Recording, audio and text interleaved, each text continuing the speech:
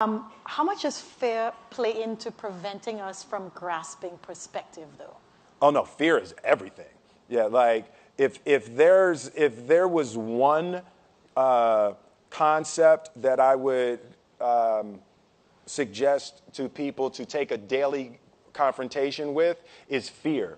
The problem with fear is that it lies, right? So fear tells you, hey, if you say that to that girl, she's going to know she has you, and she'll never really be attracted to you if she knows how much you attracted to her. Don't say that. No, how we get her is when she walks by, ignore her. Right, it's a it's like pop it on your shoulder. Fear tells you dumb shit like that, right? So for me, the daily confrontation with fear has become a real practice for me since about three years ago. I went skydiving in Dubai, right? And skydiving is a really interesting confront with fear, right? So I gotta stand up. I'm sorry, I gotta stand up. All right. So all your friends, what happens? You go out. Oh, sorry. I dropped my thing. Yeah. So what happens is you go out the night before and you take a drink with your friends, and somebody says, "Yeah, we should go skydiving tomorrow." And you go, "Yeah, we'll go skydiving tomorrow." "Yeah, yeah." And you go, "Yeah." And everybody goes, "Yeah." Right? And you go home and you by yourself. You're like, Right? You're like, well, I mean, they was drunk too. Right? So maybe they not, maybe, I mean, we don't have to go. We don't have to do it. So then that night you're laying in your bed and you just keep, and you're terrified. You keep imagining over and over again jumping out of an airplane, and you can't figure out why you would do that, right? And you're laying there and you have the worst night's sleep of your life, but you still have the hope that your friends were drunk, right? So you wake up the next day and you go, down and you say where you were going to meet, and everybody's there. You're like, oh, shit. All right, cool, right? So you get in the van and you don't know that your friends had the same night that you had, because they're pretending like they didn't. They're like, "Yeah, man, my uncle's a Navy SEAL, and this is going to be great. I've been looking forward to this." And you're like, oh my God. And your stomach is terrible. You can't eat and everything, but you don't want to be the only punk who doesn't jump out of this airplane. So you get there, and then you have this safety brief. And you're standing there, and the guys will tell you, well, if the chute doesn't open, what's going to happen is well, why the hell, what could happen? That the chute wouldn't open, right? So you do a thing, and what you do is your first jump, you're attached to a guy who is going, he's going to walk you out. So you go, and you get there, and there's an airplane, and nobody's stopping. Everybody's still going.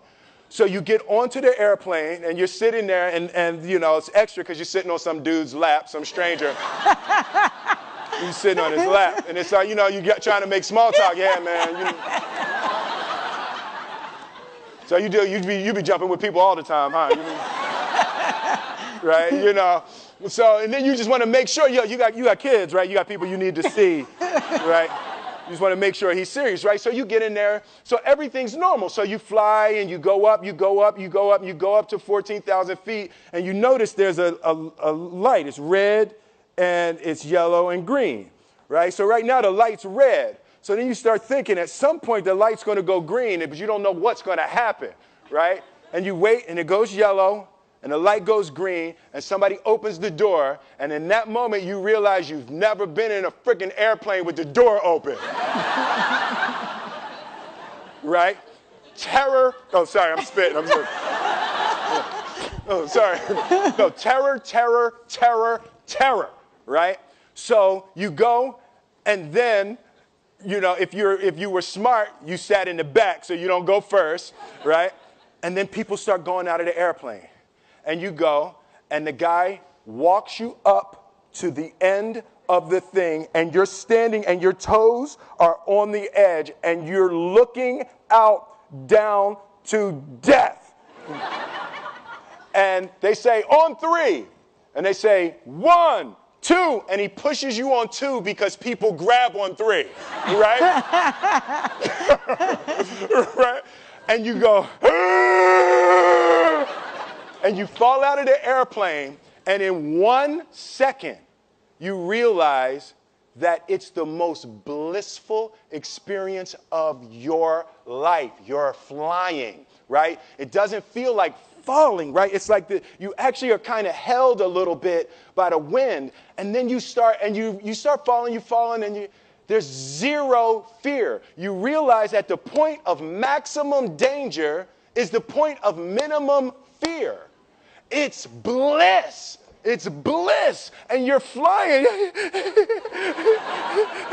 Right? And you're doing that. And then 20 seconds, 25 seconds, 40 seconds. And you have enough time to just kind of be like, oh, shit, that's that building. I saw like that one. Oh, you can see the ocean.